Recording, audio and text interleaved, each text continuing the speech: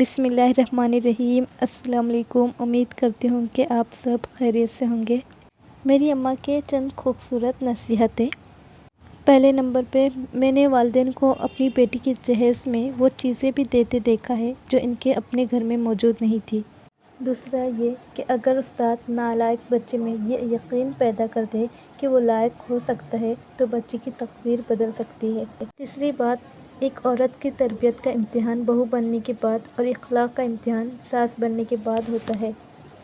تھا کہ کچھ لوگوں کے سینے میں دل کی جگہ کیلکولیٹر ہوتا ہے، ہاتھ ملانے سے پہلے حساب لگا لیتے ہیں کہ اس بندے سے مجھے کتنا فائدہ ہونے والا ہے۔ پانچویں بات، بیوی صرف نام سے ہی بدنام ہے ورنہ تکلیف میں ساتھ صرف وہی دیتی ہے۔ لحاظ اور عورت کی عزت بڑی سی بڑی ڈگری بھی نہیں سکھا سکتی ہے تو صرف گھر کی تہذیب۔ ساتویں بات، آپ کے اخلاق کی قدر بھی لوگ اس وقت کریں گے جب آپ کے پاس دولت اور اخلاق ہو۔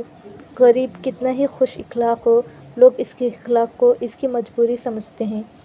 آٹھویں بات یہ ہے کہ کچھ لوگ اپنے آپ کو انسان نہیں فرشتے سمجھتے ہیں اور پھر کام بھی فرشتے جیسے ہی کرتے ہیں، جیسا کہ دوسروں کی برائیاں اور گناہوں کا حساب رکھنا۔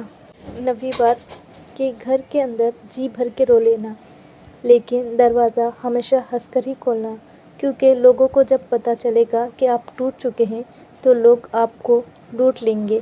10ویں بات، ایک کتاب سے چوری کرنے کو نقل اور بہت سی کتابوں سے چوری کرنے کو ریسرچ کہتے ہیں۔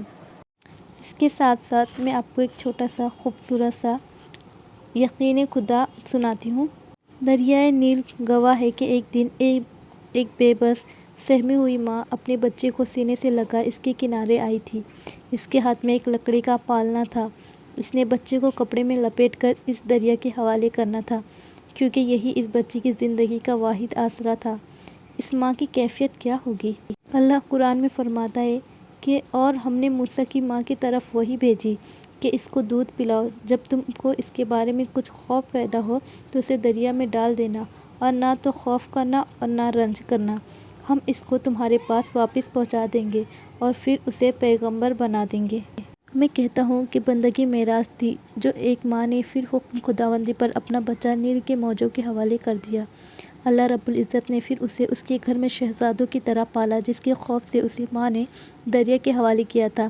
اسی ماں کے گود اسے محل میں دلائی، اس ماں جیسی ایک اور محبت کرنے والی ماں دی۔ یقین اسی بندگی کا نام ہے۔ انسان بس کوشش کا ذمہ دار ہے۔ نتائج کا بوجھ اگر آپ کو بہت بے چین کرے گا تب آپ ہر وقت ایک نامعلوم خوف اور بے چینی کا شکار رہیں گے۔